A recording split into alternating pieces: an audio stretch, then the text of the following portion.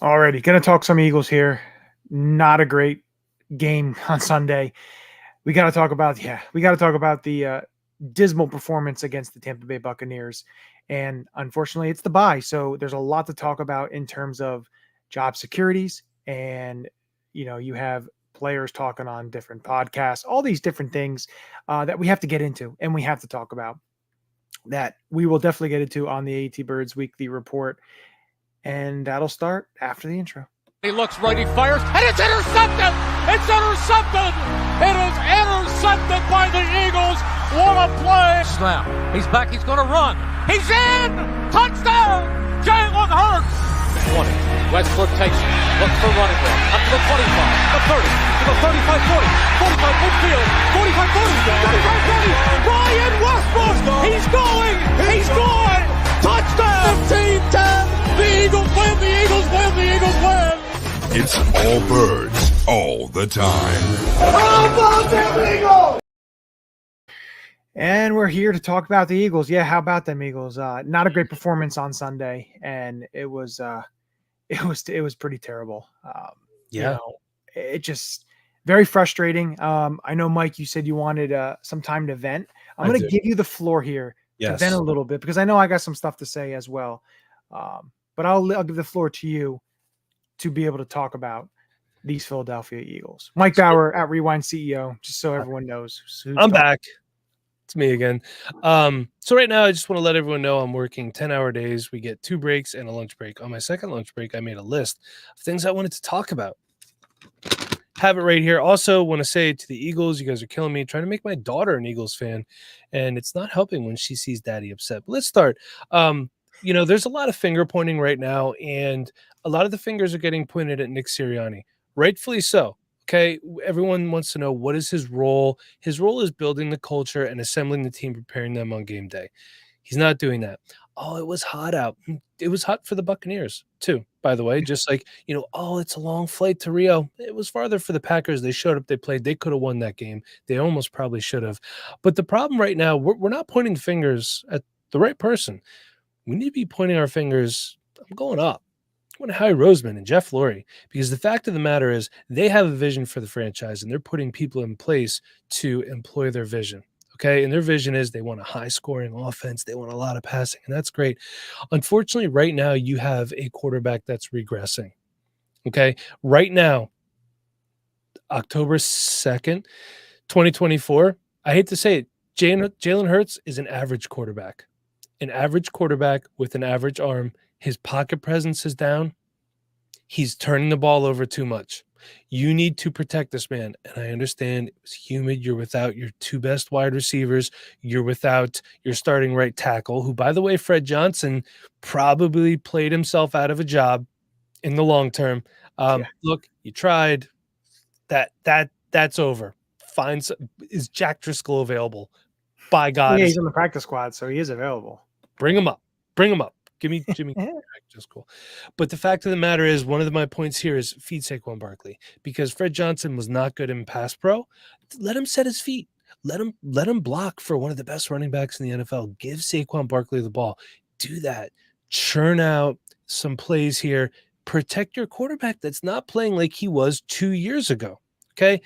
Secondly, we need to tackle better. There is no ifs, ands, or buts. I don't understand what's going on. Avonte Maddox wants to just lay people out. These guys just want to bump somebody. Do you think Chris Godwin or Rashad White or even Baker Mayfield are going to go down if you just bump them? No, they're not. Bring these guys to the ground, wrap them up. This goes back to the organizational failures, because we are not tackling in training camp, and also training camps are way too weak now. You could blame the CBA for that one. We need to draft a legitimate linebacker. The Nakobe Dean experiment is over. Zach Bond playing great. The only downside to Zach Bond playing great is Howie Roseman going, see, we don't need to pay a linebacker a lot of money because Zach Bond's doing good. That's great. You're wasting money on Devin White, who was inactive, Johnny, for personal reasons. When I see that means I don't want to play for you, because I'm not going to start. But I think, that you're right. And listen, Sirianni has his faults. He's the head coach. He's the guy that's supposed to be getting them ready. Him saying, we weren't ready is unacceptable. Inexcusable. That is your job. That being said, he says he calls plays sometimes. Stop. Kellen Yeah. Moore is a better offensive coordinator than you. In 2 years, Nick Sirianni is going to be a wide receivers coach somewhere, maybe even at the college level. He's not going to be the head coach of any NFL team, probably not this one, or an offensive coordinator anymore. Let Kellen Moore call the plays. We've seen what he could do with Dak Prescott. We've seen what he could do with Justin Herbert. Let him call the plays. And speaking of calling the plays, why are we trotting out an outdated defensive system? This clearly does not work.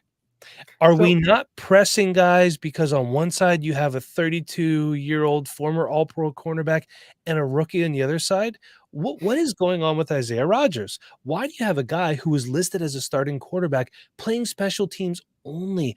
I was told that Isaiah Rodgers was the starter outside and that they would move Quinyon Mitchell around. Now, look, Quinyon Mitchell has really acquitted himself very well the first 4 weeks of the season. I think, hey, you know what? Good on Howie for that pick. We got a really good one right there. But still, if you trust him to start, you have to trust him to press up against these wide receivers. Okay. Yeah. And again, the Heat, everybody was playing in the Heat. Okay. You got to be ready for this stuff. These are all problems that are, in my opinion, inexcusable. There are high expectations for this team. But also at the same point in time, firing your coordinators every year is not going to do any good. We've seen quarterbacks that could have had Hall of Fame potential get derailed by constantly having new offensive coordinators year after year after year. Matt Ryan is a prime example of a guy like that. Always inconsistent throughout his career because he had no offensive coordinators. So we're actually – I'm going to say one last thing, Johnny, then I'm done. We're actually failing Jalen Hurts organizationally because we're not giving him any consistency. We saw it happen from 21 to 22 when he had the same offensive coordinator 2 years in a row. So my thought, and the last thought is this. If you wanted to fire Nick Sirianni, the bye week would have been a good time. Kellen Moore would have had all this time in the world to prep the team and get him ready to go, run his offensive system. We would have been good to go from there. So by us being 2-2 and not 1-3 or 0-4, we're actually setting ourselves back in the future. Yeah, and listen, I'm going to start here on the offensive side of the ball. We'll get to the defensive side of the ball. But speaking of the offense, and it's funny because you have Saquon Barkley. You don't have your playmakers. Devontae Smith, AJ Browns, they're not in. You don't have your right tackle. And yet you start the game off with you roll out. Okay, yes, was Saquon got behind the defense? Yes. It's a tough throw. It's a pretty tough throw to get him because Saquon's momentum was leading him towards out of bounds. Listen, it was a hard throw. Would you want to see him potentially make that? Yes, absolutely. But why not start the game with, running the ball and using 12 personnel and doing some different stuff or some stuff that we saw late in the game against the Saints? Why not bring that and do that to start the game off, especially when your defense was just on the field for a super long drive. Getting gutted. They're taxed. I wouldn't say taxed, but, they're sucking wind there in the heat, in the hot weather in Florida there. And they go 3 and out. And then here we go. Here's the punt. You get the ball again. And it's frustrating because when you watch the offense, beginning of the year, the first game, they had all this motion. They were talking about the percentage of motion over 60%, and it was something you haven't seen. And well, they are 19th in the league right now, and they're at like 41%. They're at the bottom portion of the league now in motion. And if you really think about it, how much input is Sirianni giving? And to me, you have an offensive coordinator that you hired to run his offense and to call the plays.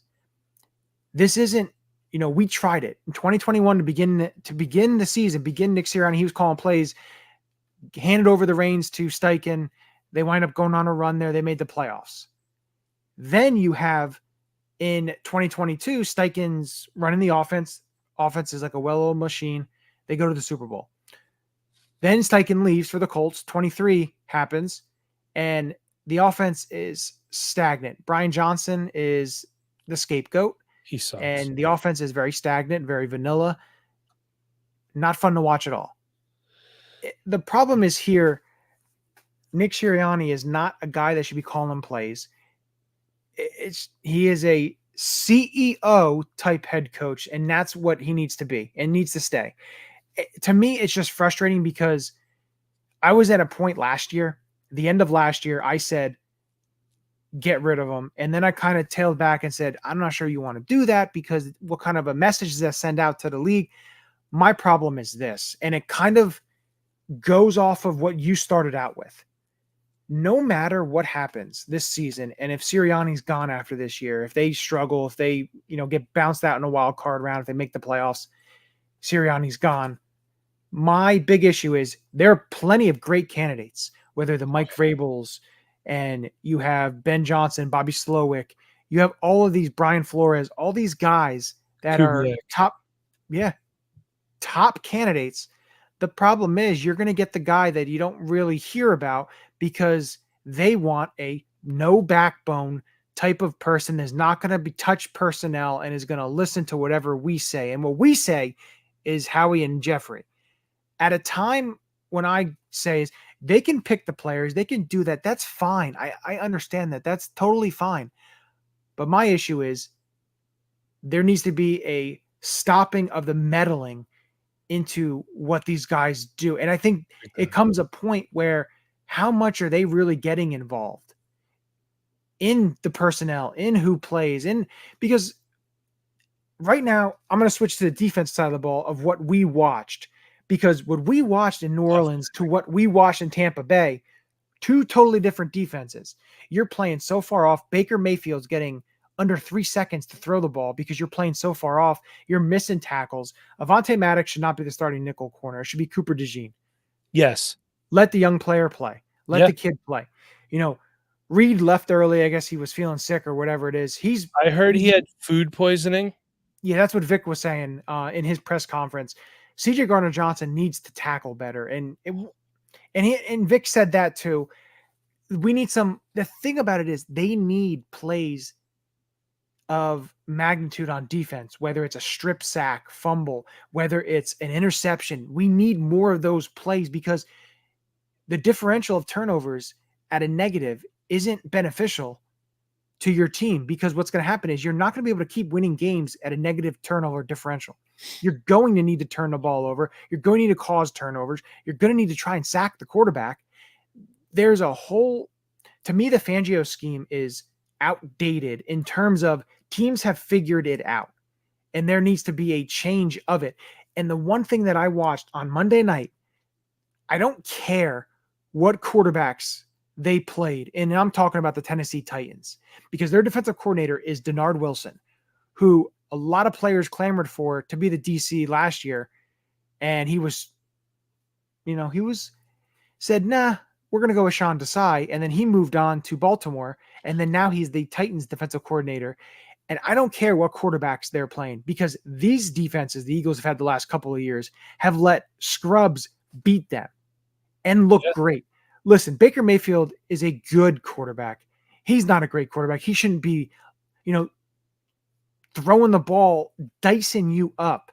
And Kirk Cousins struggled, and he's not the Kirk Cousins of old in terms of a younger version coming off an Achilles. There's a problem there.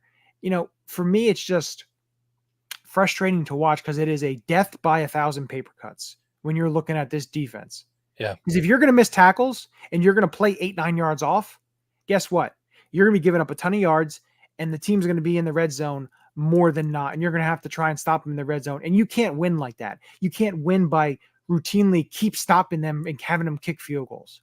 Because the problem is the other side of the ball there, when you get down there, your head coach doesn't want to kick field goals and thinks it can go for it and score, and you have a problem there. So there is too much going on, and honestly, it's good the bye has come at this time, because one, you can get a little healthier. Yes. And two, there's decisions that need to be made, whether it's play younger players or possibly get rid of some players that, may not want to be here. Whether Sidney Brown's coming back, I believe. Yeah. So Sidney Brown, they said the window should be opened after the bye week. We'll see when he plays. It's going to be nice to have him back. But Cooper DeJean should be the slot corner.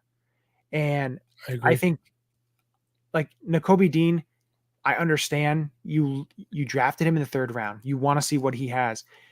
But he is small. He's probably under 6 foot, 5'11". He's probably under 220. And he missed 4 or 5 tackles on Sunday. Playing him sparingly here and there, I have no problem with that. But every down, I just don't think he physically can hold up to that because he's not big enough. Why not play a Devin White? And if you're not going to play Devin White, you get rid of him. Yeah. Release him, let him go somewhere else, and you let a player like Oren Burks, who's a veteran, why not let him have snaps? Why not have a young Jeremiah Trotter Jr. have some snaps? Work some of these guys in. There's a lot that needs to happen, and unfortunately, we're watching some bad football at times, but this team has to start they need to get healthy, and then we need to see the offensive team that we expected coming into this year. And I want to see a Kellen Moore offense and enough of the Nick Sirianni giving his input on what should be run, because we have already seen that for a number of years, and it just doesn't work. Look, if Nick Sirianni wants to give input in the offensive meetings and help, build the packages or put the game plan together, I'm completely fine with that. He is an offensive-minded head coach, and he's the head coach of the football team. He should have some input. On game day, just let Kellen Moore, let him call a game. And I understand, yet again, we were without A.J. Brown. We were without Devonta Smith. 2 fantastic wide receivers. We're lucky to have them here. But they had John Ross up. They had Paris Campbell up. There were speed mismatches there between those 2 players. These guys are fast players, okay? Battled injuries throughout their careers. Use that to your advantage. Get both of them on the field at the same time.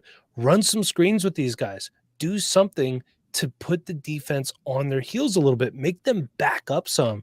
And then you can run a screen to Saquon Barkley. Hand the ball off to Saquon Barkley. Something. Get scheme Dallas Goedert open in the middle of the field. And he did have a drop. Drops happen. I'm not going to kill a guy for that. But there's no creativity. I don't understand what happened from week 1 to week 4. I don't get it. I'm just mad right now. This is not the way this is supposed to be going.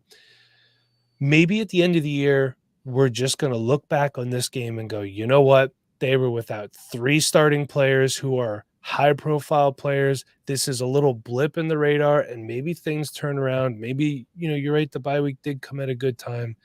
But still, this is not the way that this is supposed to be looking right now. And I'm just freaking tired of it, man. I lived through the 90s. I don't need to go through this again with this team. You know what I mean? And also, by the way, I saw a good thing on Instagram. It was an NFL memes thing, so it's a little jokey, but they also made a good point about how I meant to send it to you, Johnny. I forgot. But how the NFL is just basically helping the Chiefs win football games. And like all the things that they allow them to do, and you know what, that crap's got to stop in the NFL. There's no room for that. No, I agree with there.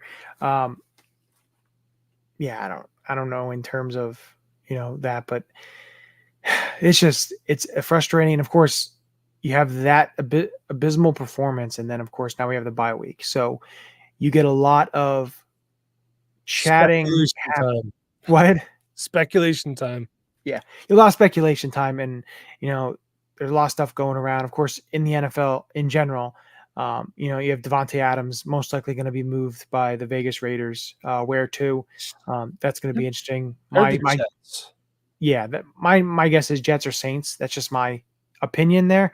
But listen, the injury bug's hitting a lot of teams, and the Eagles are on a bye. And if you take a look in the division, the Dallas Cowboys are getting hit by the injury bug as well. So it's like, you just have to try to weather the storm. And the bye's a great time because you have Devontae and Lane coming off concussion, so they get an extra rest, extra week of rest. You have AJ an extra week of rest. We'll take a look and see, how they come. But I expect all those guys to be ready to play against the Cleveland Browns come week 6, and get ready, because the next 4 games are the Browns, the Giants, the Bengals, and the Jaguars. There's an opportunity there. Yeah. All very winnable games to be able to end, that little stretch at 6-2. That would brighten up a little bit in terms of the atmosphere in Philly. Even if if they're 5-3 after that stretch, you're still feeling a lot better. Yeah, no, absolutely. 3-1, I'll take. 4-0 would be awesome, but after that 4-game stretch. But I do want to say one other thing too, and this is in regards to Jalen Hurts and Eagles fans. Let's not forget how hard we were on Carson Wentz as Eagles fans towards the end of his tenure here. Jalen Hurts is in year 5. He's a good fit for this city. We all like him. Great. But to play devil's advocate here, it's time to start holding this guy accountable too. He's turning the ball over too much. It's always something. I don't know what's going on with his pocket presence and his mobility, whatever. If that's the case, learn to get rid of the ball. Okay, we don't want a quarterback holding on to the ball too long, getting hurt, whatever. No. And whatever's going on, you keep hearing that, oh, there's something going on between him and Nick Sirianni. You are both adults. I understand that this is a game, but Chip this bring is in locker room leaks. yes. But again, losing will cause that. Yeah, but you're adults. I understand this is a game. It's also your job. Newsflash. There's a guy at work I don't like. Do I make it a problem? No, I go in and I do my job. Okay, because I'm an adult. We all have things that we have to take care of outside of work. Put it aside. Learn to deal with it. I don't know what it is. I don't actually care what it is. Figure it out. Okay, because we're on the hook for a lot of money with Jalen Hurts. So he needs to get it together. Easy to get out of. Can you imagine if Eagles fans found out that he wasn't trying as hard just because he hated Nick Sirianni that much and wanted to get him fired? They would eviscerate the guy. I don't think that's the case, but I don't think so either. But it's just me, just spitballing here. That's all. Listen, they just have to be better, and it's frustrating because it just seems like it's something every couple of years. It's something, and it's just like my only thing too is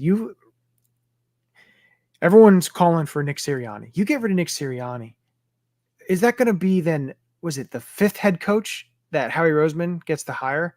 That's like unprecedented. The general manager. So he hired Chip, Doug, and Howie. He didn't hire Andy, right? Because Andy he did not hand Andy. So Chip. Yeah, I guess you're. Yeah. Yeah, but still, part of the problem with Doug Peterson was he wanted to keep his press tailor in there, and he wanted to. I think the story I heard is he wanted to roll with Jalen. They were still committed to Carson at that time, and then Carson requested a trade. So, but that goes back to what you were saying. We had a coach showing some backbone. This is what I want to make this team successful. And they said, this is what we want. That was the meddling part of it. And I guess there was a heated argument, and Doug Peterson ended up getting fired. I don't know. Can Doug Peterson come back in some capacity and be our offensive coordinator with that? Because he's not making it as a head coach down there in Jacksonville anymore. Well, yeah, and Press Taylor is on his staff. So, listen, he's indebted to that guy. So it's like Andy and Marty Morningweg. What's Marty Morningweg up to? I don't want him here. I'm just curious. I don't think he's doing anything. So, no, it's interesting. It's an interesting aspect because you have to really think about, what's going on in that locker room, what's going on with the coaches. If you keep losing, and don't be surprised if you see, Jeffrey and Howie usually don't do this at firing a coach in season, but if they keep looking the way they did, something's going to have to go down. And, it's frustrating because the team has the talent. It's just some of the stuff, like the tackling issue and some of this stuff, to me, it's like, why aren't you playing in the preseason? All the starters. Other teams do it. You look at the team like the Kansas City Chiefs. They play all their starters, multiple preseason games. And, I saw a stat out there. It showed Patrick Mahomes stats and it showed Jalen Hurts stats. And they're like, oh, they're eerily similar. Yeah, but one's 2-2 and one is 4-0. Yeah. So, listen, when you have someone who's 4-0 and who hasn't lost a game and finds ways to win, to one that's 2-2, and one did win multiple Super Bowls. Listen, he can do that. But, in general, if you take a look at the quarterback play in the NFL, there's a very small amount that are playing really well, and everyone else is playing okay, and they're having their struggles at times, and you're seeing that. I just need that extra step, that next step up, and be somewhat close to the quarterback in 2022, because you don't want what happened ultimately at the end of Carson at, he had one anomaly of a 2017 MVP season. And then after that, his stats looked okay, but he didn't play all that great. He struggled, all that. He also never had the receivers that Jalen had either. Yeah. Sometimes I wonder what he would have looked like with AJ Brown and Devonta Smith. Listen, I get that, but you can't say he didn't have anybody. He had probably one of the best tight ends in Eagles history. Yeah. So, and Alshon Jeffrey played pretty well in 17, and then that was it for him. Unfortunately, he got injured. You had Torrey Smith, who then you traded away the next year. Nelson Aguilar had a good year, and then all of a sudden fell off the face of the earth. Yeah, I get that. You tried to trade for Golden Tate. That didn't work. And you know what? That kind of brings me to this, talking about you traded for a player. Howie Roseman's in-season trades scare me, because when you talk about potentially the trade deadline, adding a pass rusher or adding somebody to help this team, if you take a look at the last, 4 seasons of trades, last year you traded for Kevin Byard. That didn't really work out very well at all for you. The season before that, you traded for Robert Quinn. Robert Quinn didn't play very well at all. Didn't really do anything. You traded for Jannard Avery. You traded for Golden Tate. Like, these moves, some of them you thought were going to be okay. They'll be able to get something out of it, and they didn't. So that's what kind of scares me a little bit, because Jahan Dotson, another trade they did just before the season. Jahan Dotson in a 5th round pick that they received for a 3rd round pick, and right now it's not looking the best. And I think the biggest issue, and something that I heard about, talking about Jalen, is he needs to trust you to throw the ball. Well, that's a problem, because if you don't trust a couple guys that are on the field with you, and you're only going to go to one or two other guys, that's an issue, because you've already excluded these guys out of the play. Yeah. Especially if they're open. And I don't like hearing that too, because yes, you took the team to a Super Bowl. We've heard the same thing about Aaron Rodgers in the past. You're not in the same stratosphere as Aaron Rodgers over your career yet. You're just not. I'm sorry, but you just aren't. And I understand that you got to build trust with these players. So what are you doing to build that trust? That's on you as the quarterback to build that trust. Throw a few extra passes to somebody after practice. Say, hey, why don't you try cutting on the route this way, and I can put the ball here. Whatever it is that you have to do. We keep hearing he's such a good leader, and he's so locked in and this and that. But then, if that's the case, you're going to communicate with these guys. You're going to talk to these guys. Stop slouching on the sideline and looking pissed off all the time. You know what? You're the face of the franchise. Open yourself up a little bit. Mm-hmm. Just a little bit. Let the people of Philadelphia and the Eagles fans have a peek into the inside of Jalen Hurts a little bit here. See what makes you tick, what you're made up of here. It's just, I guess they wanted a more stoic leader. Maybe, I don't know. When I was scouting rookies for the Dynasty Rewind, Jalen Hurts didn't grade out very well for me. I had him as one of the lowest graded quarterbacks of that class, because I had concerns. His ability to lead receivers, his ability to stand in the pocket, not just run. And some of the things that I saw when I scouted him, they're starting to come back. He's regressing a little bit. That might be coaching. That could be him. I don't know. I really don't know, but it's concerning, and it needs to be rectified. Yeah, it needs to be rectified. Absolutely. Because, you need to win ball games. You have to put it together. You need to be able to, it's so frustrating to watch, because you have all this talent, and, you have a solid offensive line outside of, Sunday when you had a right tackle give up 9 pressures.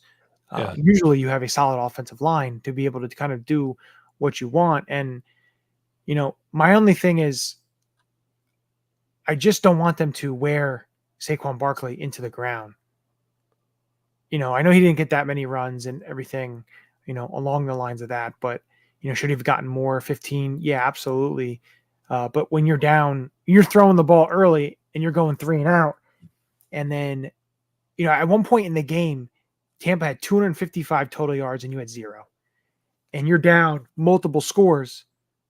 Yeah.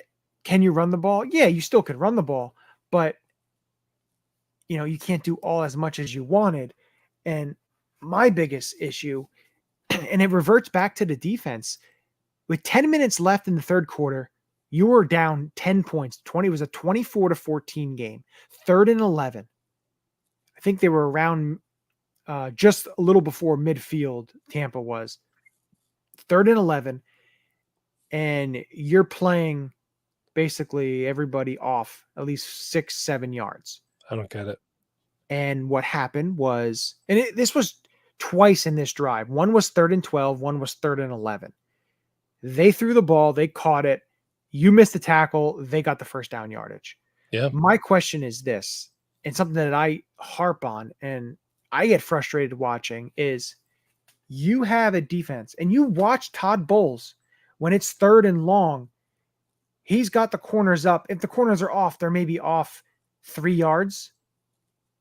But you have the corners close enough and you have an extra defender in the box there to blitz or to come home or whatever it is, and you get the pressure. If you're letting Baker just sit back there and know that he has off coverage, that he can just throw a slant or throw a dig or whatever it is and able to break a tackle, let his receiver be able to try and break a tackle and get the first down. Instead, why not play up close? I'm not saying play man to man, but play at least 3 yards off from get up there. Able to add an extra rusher that he can't take it a couple seconds and throw the ball. And if he throws the ball, he's going to throw with the defender right there that potentially could get tipped, potentially get an interception, or you knock the ball down. I just don't understand why that doesn't happen, especially in certain points in the game. If the score is nothing, it's 3rd and 11, you're playing a little bit off. Okay, whatever. And it's early in the game. But when you're down 10, you just scored to make it a 10-point game, and you have a 3rd and long, and you don't play up and you don't cause any type of pressure to get that ball back to an offense that just went down the field and scored, to try to go back down. And it's frustrating because that at another point later on in the game, it was 30-16 and they were driving. And, watching the tape, there's a couple people that posted the tape of the Levante David strip sack. Grant Calcaterra was running up the seam, but the problem was he got reverted at the start, which threw him off an extra second or two, which if he doesn't get, hit at his release, he's up the seam. Jalen probably throws up the seam there to him. Whether he catches it, that's another story. We don't know that, but there's an opportunity there. And if it's an incomplete pass, great. If it's a catch, potentially it's a touchdown, but it goes as a sack fumble and you lose the ball, you lose possession, and you're not as back into the game as you thought. Because that was actually also after I think that was after the field goal block. So, it was frustrating. And Chip's going to join us for the last 5 minutes because we're going to be heading off soon. Soccer is not fun. I don't like it. Yeah, same. You made that decision. So I know I've been blowing up the comment section, but I missed you, Chip. Hey, buddy, I missed you too. There's so much wrong with this team right now. There is so much wrong with this team right now. And I look at it as just basic game planning. So you knew you were probably going to be without your top 2 wide receivers on Sunday.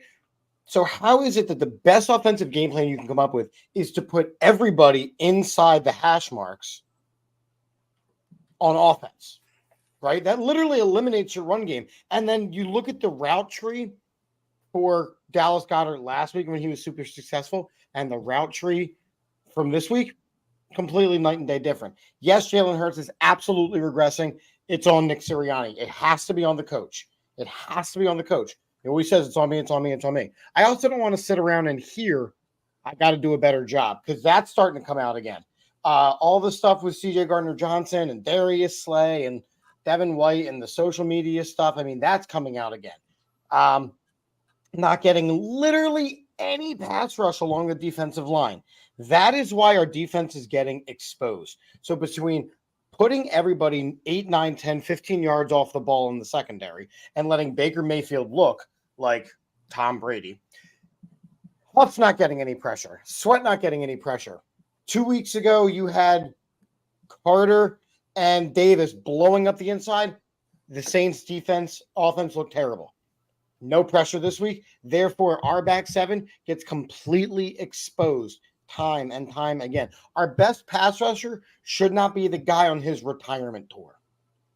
Yeah. It shouldn't be. And like I said a little bit earlier, the decision-making is so bad. You cannot bypass easy points anymore because points are hard to come by for this offense right now.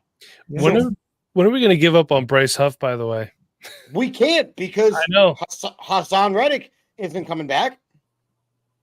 Also, for all the people saying, hey, bring Hassan Reddick back, the only way they could bring him back is if the Jets cut him.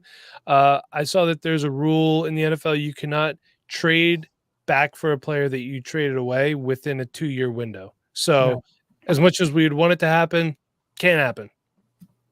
And the Jets aren't going to cut him. They're going to let him sit and rot. Yeah, but that Jets just being the Jets, trading for a guy not having a plan in place. It's typical Jets. But so this is now the third show this week where I've had to sit and try to make sense of the Eagles, right? I sat on an NFC East roundtable and got absolutely torched by everybody, including, Rio, the Commanders fan, whose team has been excitingly hot for, 5 minutes. I did a show last night with JD, and it was the same thing. This Eagles team, since let me ask you this, though. Go ahead. How many championships do people win in September? No, I know. And that's why this is what, like, Johnny's text messages are like, fire Sirianni, get rid of this guy, get rid of that guy. He's gone full negative Johnny. It's very disturbing, actually, because I am sitting here going, he's still a Super Bowl appearing head coach. He's not going to get fired midseason. He's just not. However, when you have gone through all of the offensive, defensive coordinators that he has gone through, he's the common denominator. He's the lowest common denominator. And I look back to when we've gotten rid of Shane Steichen, right? So all of last year, Johnny and I, you've talked, Johnny and me, we have talked about this. There was not one win last year that felt good where we weren't on the edge of our seats hoping they would pull it out. And then it caught up with them and they fell apart at the end. This season, the Packers win did not feel good. The Saints win did not feel good. This team has not had a dominant victory in over 12 months. Yeah. I probably would say. What game last year? The Miami game. They won 31-17. Okay. I think they won by 2 scores, I believe. Or if you don't want to say that one, the Tampa Bay Monday night game early last year, they won 25-11. Yeah, but again, okay, so we've beaten Tampa Bay once out of our last 4 times playing. Well, 31-17 against the Dolphins. They beat them pretty good. Fine. So there's 1.5 games. You asked and I gave you the answer. You're right. There's 1.5 games where this team looked really, really good. That's not a Super Bowl caliber team. Not when you look at the way that teams like the Ravens are smacking teams around. Not when you look at the way, and I'm sorry to say it, the Commanders are smacking teams around. Yeah. What did I tell you in our preseason prediction? I said the Commanders are going to be a surprise team. Yeah. Again, I called it flat out. We will see, because You know, you have a rookie quarterback. There isn't a lot of film on him. When they get the film on him, and that's what I said on Monday night when I did my show at the NFC's roundtable. I said, now is Phil. He's going to hit his rookie year slump where people actually see how he does. And the problem is for me that Jalen Hurts has not recovered from his video footage getting out on him. Listen, it comes to the point too when you look at the Washington Commanders. Their defense is not very good. No, the Washington Commanders aren't good. And Jaden Daniels needs to learn how to slide because he's going to be he's not a big guy. Listen, Lamar Jackson has dealt with it. Last year was healthy. Prior to that, he was always dinged up at the end of the year. You know, we saw it with Michael Vick, superior talent, always dinged up. You know, McNabb towards the end of his career, always dinged up, always took the wrong hit. Listen, he's got to learn how to be, listen, you're not as big as Josh Allen. And Josh Allen needs to be a little more careful too, because with one wrong hit for him and Bill's season is done. So, you know, you have to be careful of that. But listen, they're a good offensive team. Yeah. They're going to put points on the board. You know, they should be okay in that aspect. But again, it is September. It's now the beginning of October now, but you know, I pumped the brakes a little bit. They've been playing really well. I'll give them that. But otherwise, again, we'll have to see. You know, I think they did find their quarterback. But again, we did say that with RG3. You know, didn't they make the playoffs in RG3's rookie year? And then he got hurt. I mean, RG3 had injuries. I mean, he got hurt. I'm just saying. You can't. He got hurt. So you have to be mindful of that, and he has to take care of himself, and the team has to make sure that is the case, because to me, he is the best quarterback out of that draft. I don't care. People like Caleb Williams, whatever it may be, or Drake May or whatever. I'll tell you this right now. Go in history. You take a look at first-round quarterbacks in the last 20 years, and I bet you're at about 20%, maybe a little less than a 20% hit rate in terms of high-quality players out of the first round. Correct, because we talk about this during draft season where there's this run on quarterbacks. There is the only reason why quarterbacks like Daniel Jones are first-round picks is because some team needed a quarterback and they thought Daniel Jones is going to be the guy. Daniel Jones is arguably the worst quarterback in football. Listen, it's about society. Society wants everything now and quick. And it doesn't – listen, it's the same thing with NFL franchises, whether it's head coaches, whether it's quarterbacks, you know, whatever it may be. They want the now result. They want the coach to be great right away. They want the quarterback to be great within his first 2 seasons. You know, it doesn't always happen that way. I'm sorry, it doesn't. You know, Aaron Rodgers sat behind Brett Favre for a couple of years. You know, Jordan Love sat behind, not saying Jordan Love's great, but he had to sit behind Aaron Rodgers for a couple of seasons. Hell, McNabb sat behind Peterson for a while. For a year until half a year, not even. It was like 10 or 12 games, something like that. I mean, Michael Vick sat behind Kevin Cobb. Steve Young sat behind Joe Montana. You're an idiot. It happens. Tom Brady sat behind Drew Bledsoe. Not every quarterback develops within the first year or two. True. Sometimes it takes a lot longer. Sometimes, you know, learning the game, figuring out their skill set, figuring out, you know, defenses, all that stuff can take a little while. So it is what it is with that. But what I do want to get to is a fun segment we always do. And there is a new little twist on it that I will talk about after the little clip. It's time for the Ulecka locks of the week. Who's your lock?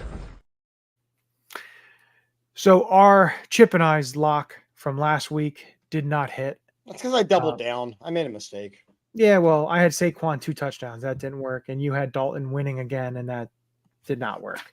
Which was kind of smart on your aspect, because Dalton was, I believe, 2-1 versus his former team.